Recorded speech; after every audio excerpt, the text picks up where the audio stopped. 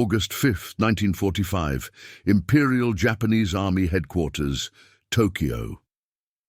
General Korechika Anami stood at the window of his austere office, watching the evening sky darken over a city that had endured months of conventional bombing. His weathered face, marked by decades of military service, remained impassive as he studied intelligence reports describing yet another American threat, this time of a weapon with unprecedented destructive power. A slight smile crossed his lips. After years of watching American bombers drop conventional explosives, he was certain this was merely psychological warfare, another desperate attempt to force Japan's surrender. In less than 24 hours, his unwavering confidence in Japan's ability to endure would collide with a scientific reality that would forever alter the course of human history. Before we dive into this story, drop a quick hi in the comments and tell me where you're watching from. It really helps support the channel. This is the story of how a single moment transformed not just one man's understanding of warfare, but revealed how technological advancement had fundamentally changed the calculus of national survival, forcing Japan's military leadership to confront a new world where courage alone could no longer withstand industrial might. General Korechika Anami was Japan's Minister of War in 1945, a decorated veteran whose military career spanned 4 decades. At 58 years old, he embodied the samurai spirit that had guided Japan through its expansionist era.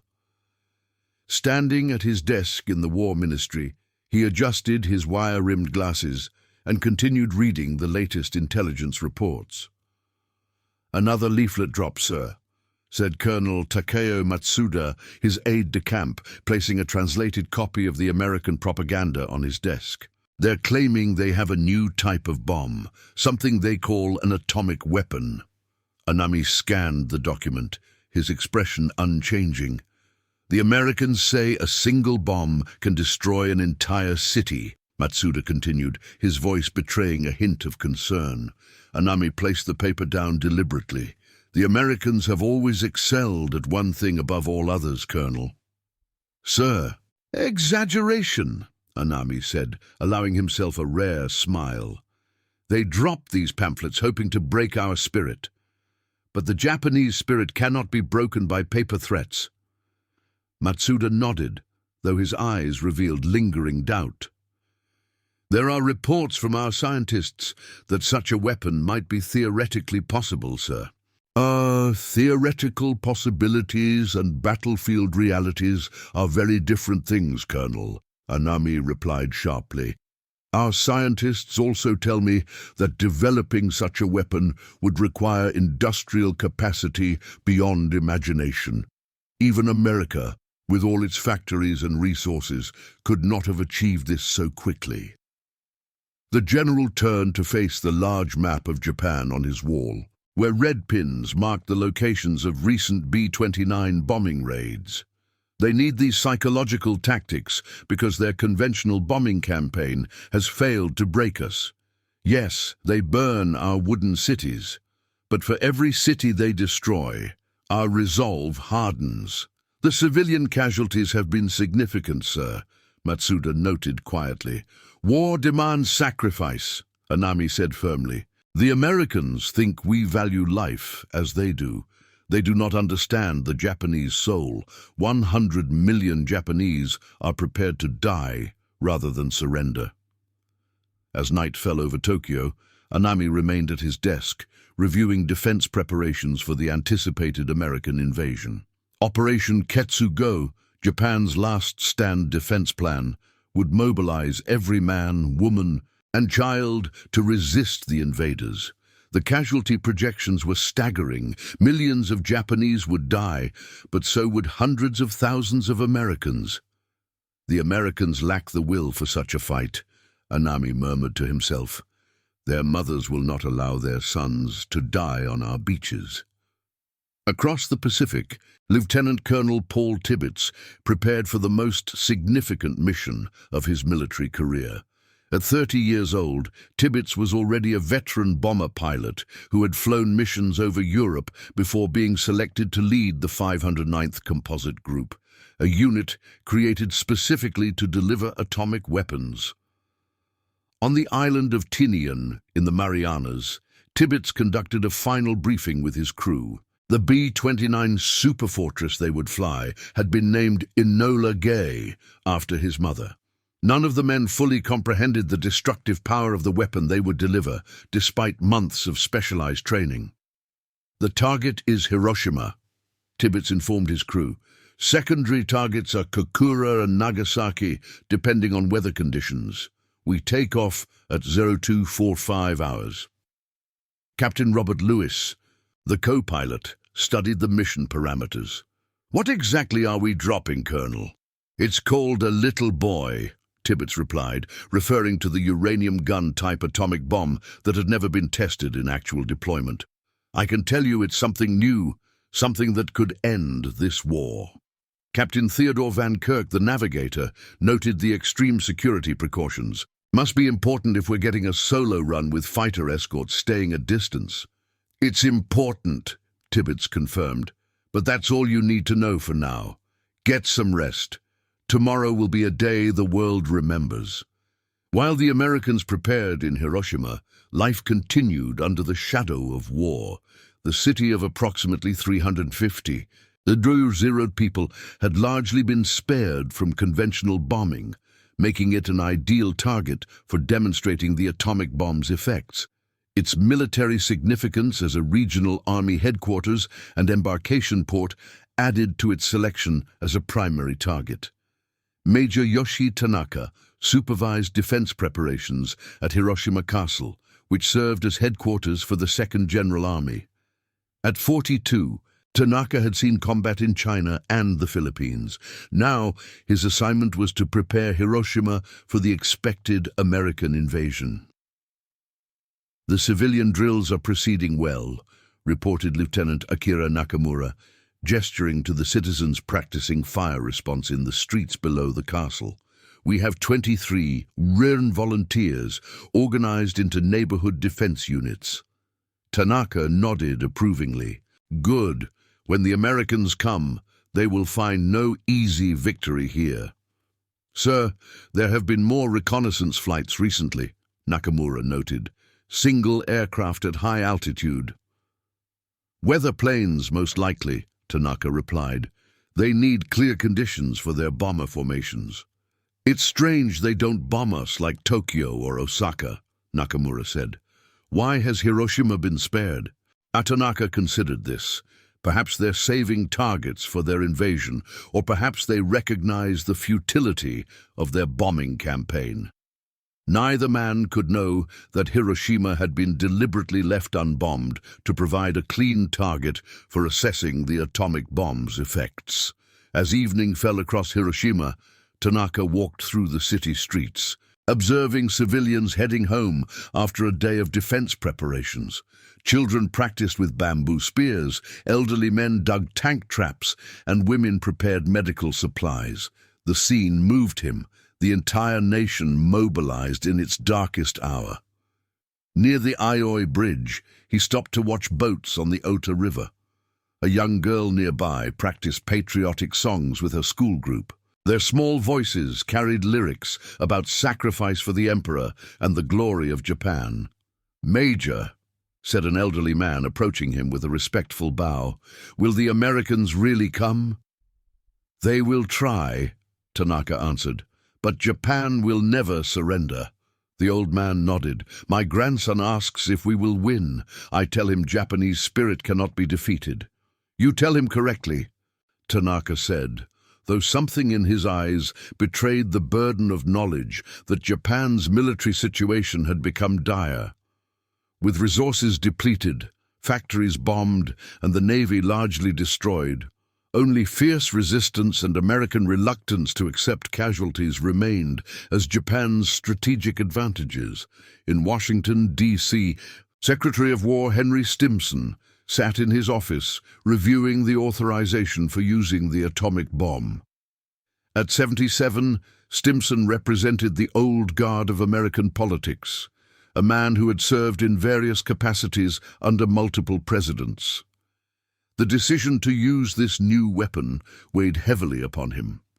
"The targets have been confirmed, Mr. Secretary," said General Leslie Groves, the military head of the Manhattan Project. "Primary target is Hiroshima, a city of military significance that has been minimally damaged by conventional bombing." Stimson nodded slowly. "And the casualty estimates?" "Between 70,000 and 80,000 immediate deaths," Groves stated clinically, "primarily military personnel and industrial workers, though civilian casualties will be substantial." Stimson stared at the numbers. Such figures would have been unimaginable in previous wars. "It's precisely to avoid even greater casualties that we're proceeding," Groves reminded him. "The invasion of Japan would cost potentially millions of lives, both American and Japanese." "I understand the calculus," Stimson said quietly, "but I wonder if the world is ready for this new age we're about to enter." "The Japanese leadership has rejected the Potsdam Declaration, sir," Groves noted. "They've had their chance to surrender." What neither man fully appreciated was the complex political situation within Japan's leadership. The military faction, led by men like General Anami, advocated fighting until the bitter end. A more moderate faction sought a negotiated peace that would preserve the imperial system. Emperor Hirohito himself remained largely enigmatic, caught between tradition and the practical realities of Japan's deteriorating position. Dawn broke over Tinian Island as the Enola Gay prepared for takeoff. The massive B-29 superfortress had been specially modified to carry the atomic bomb, which weighed over 9,000 pounds. The weapon had been loaded into the aircraft's bomb bay hours earlier under extraordinary security. At precisely 2:45 a.m. on August 6, 1945, the Enola Gay began its takeoff roll, heavily laden with its secret payload. Lieutenant Colonel Tibbets guided the bomber down the runway, the four Wright R-3350 engines straining against the weight. Once airborne, the bomber climbed to its cruising altitude and set course for Japan. Inside the aircraft, the crew went through their procedures with practiced precision. They had trained for months for this specific mission, though only a few knew exactly what their weapon would do. "Navigator to pilot," Van Kirk called over the intercom. "Course set for Hiroshima, ETA 0815 hours local time." "Acknowledged," Tibbets responded. "Weather report." "Clear skies over primary target," replied Captain Claude Etherly, piloting one of the advanced weather reconnaissance aircraft. "Visibility unlimited." In the cramped conditions of the bomber, Weapons Officer Lieutenant Morris Jepson conducted final checks on the atomic bomb. The weapon had been partially armed before takeoff, but final arming would occur in flight. "Little boy is operational," Jepson reported after completing his inspection, "ready for arming sequence when instructed." The flight across the Pacific proceeded without incident. Japanese radar detected the approaching aircraft, but single B-29s were often used for reconnaissance, and with resources stretched thin, fighter interception was not always ordered for solitary bombers. As morning broke over Hiroshima, the city came to life. Factory workers headed to their shifts, soldiers conducted drills, and children prepared for another day of school activities that now focus primarily on civil defense and supporting the war effort. Major Tanaka arrived at headquarters early, reviewing the night's reports. A weather reconnaissance plane had been spotted, but otherwise the night had passed uneventfully. "Another beautiful day," Lieutenant Nakamura commented as he entered with the morning reports. "Yes," Tanaka agreed, looking out the window at the clear blue sky. "Perfect weather for air operations." At the Imperial Japanese Army headquarters in Tokyo, General Anami participated in a dawn strategy meeting with Japan's top military leaders. The discussion centered on preparations for the expected American invasion and the ongoing efforts to strengthen civilian resolve. Our latest intelligence suggests the Americans are preparing for a November landing, reported General Shizo Arisue, head of intelligence. Their casualties at Okinawa have made them hesitant.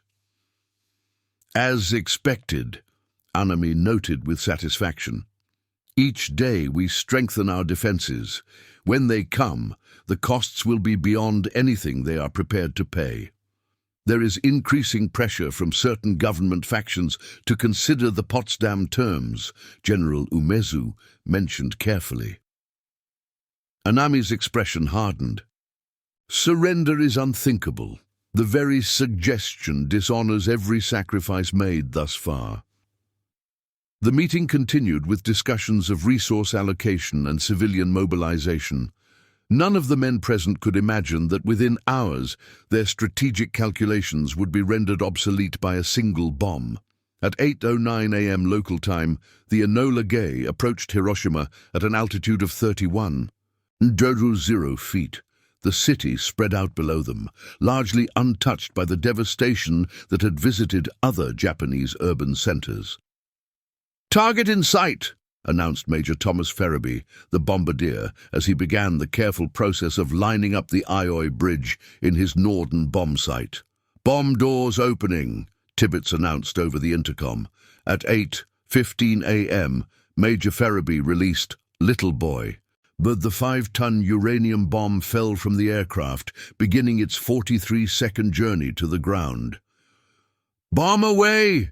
Ferriby called. Immediately, Tibbets executed a diving 155-degree turn to put maximum distance between the aircraft and the expected blast. The maneuver, practiced countless times, was designed to give the bomber the best chance of escaping the anticipated shockwave. On the ground, air raid sirens had briefly sounded earlier when weather reconnaissance planes were spotted, but the all-clear had been given.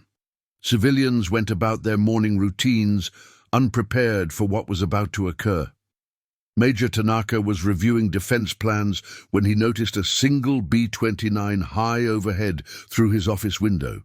Before he could comment on it, a blinding flash of light, brighter than 1,000 suns, filled the room.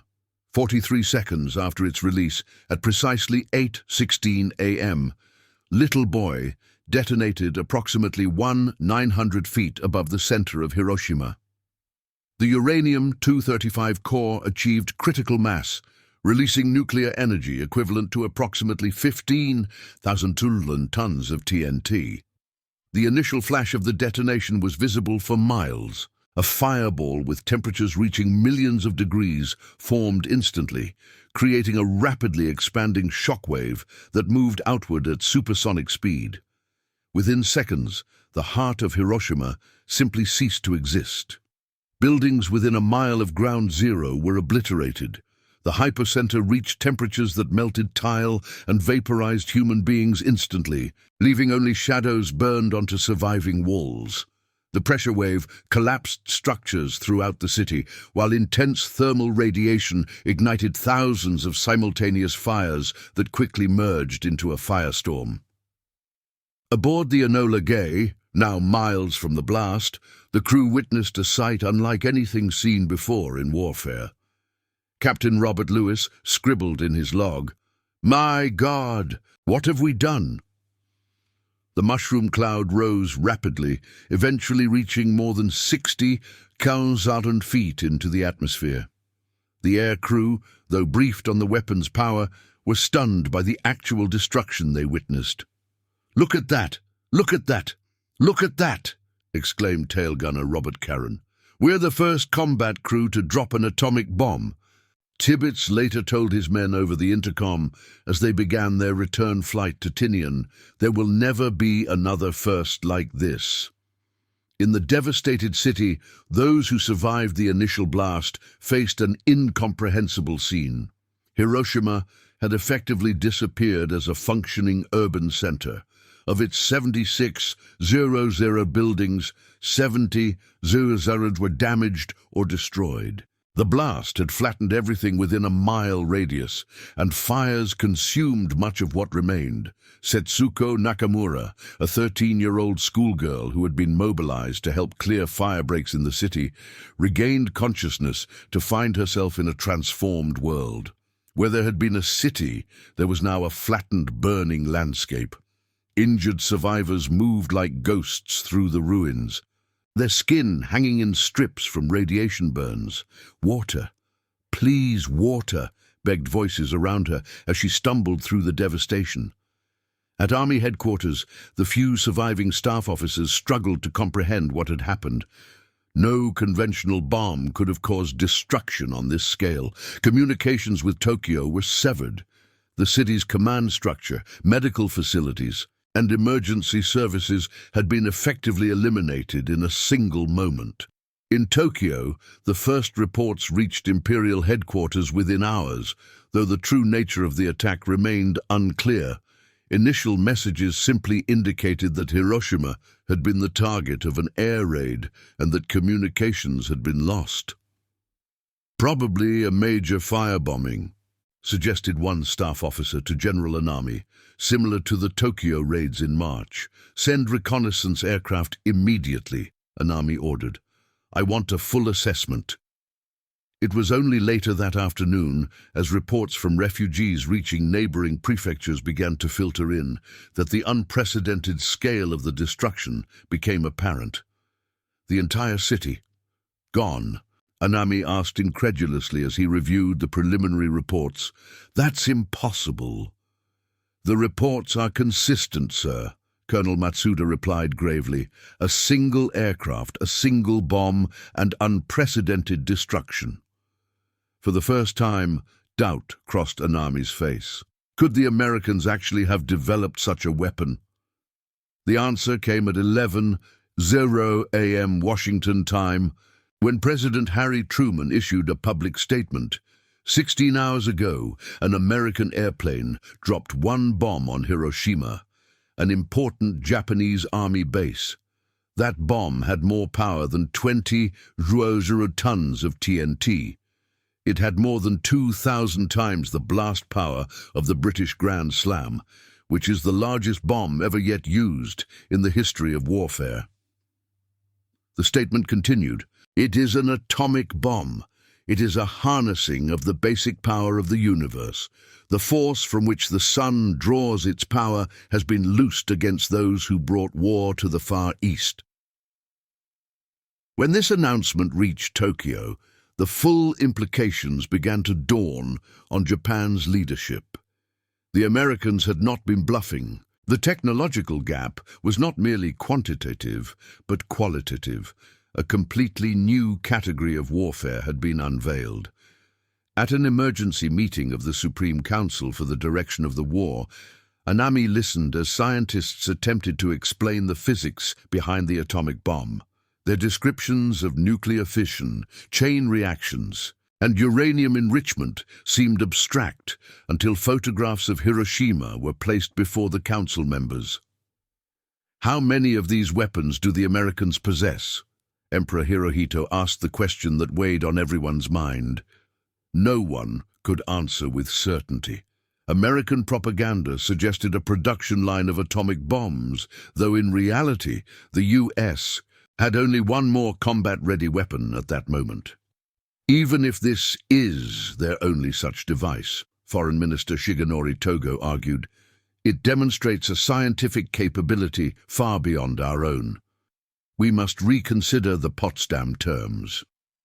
Anami, who had been the strongest voice against surrender, sat silently, studying the photographs of annihilation.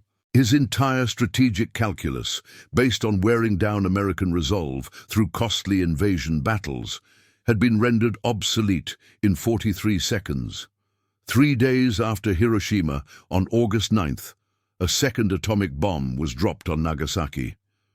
This plutonium implosion-type bomb, codenamed Fat Man, killed approximately 40.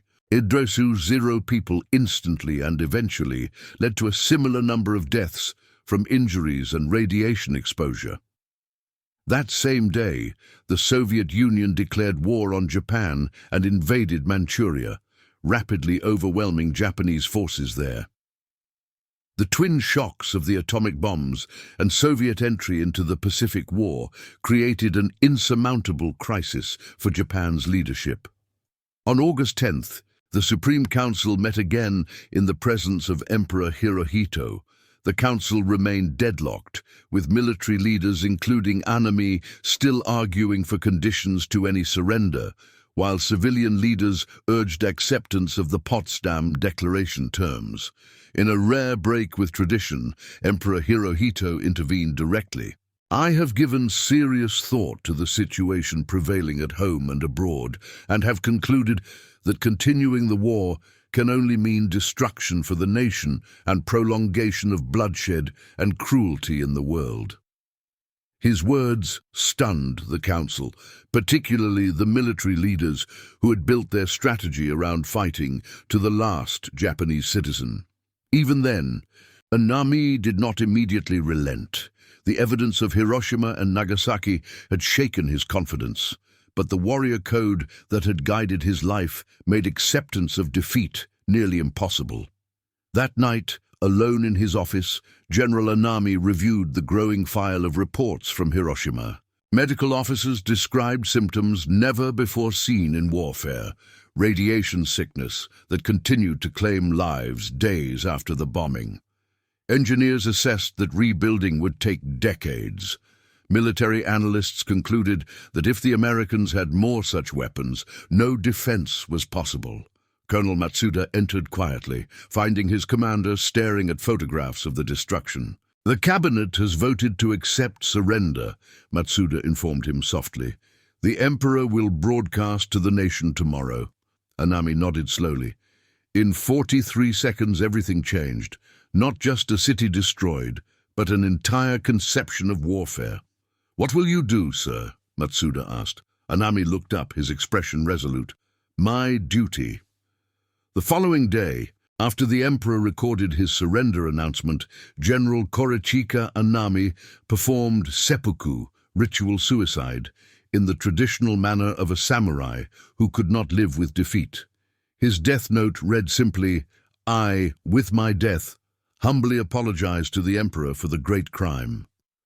The atomic bombings of Hiroshima and Nagasaki killed between 129 000 and 226 000 people, most of them civilians. The devastating power of these first nuclear weapons transformed international relations and military strategy for generations to come, beginning the atomic age and the subsequent Cold War. For those who survived the bombings, like Setsuko Nakamura, later Thurlow after marrying an American, life became dedicated to bearing witness. Each person who died had a name, and she would tell audiences decades later as a leading voice for nuclear disarmament. Each person was loved by someone. The scientific achievement that General Anami had dismissed as American exaggeration proved to be the harbinger of a new era.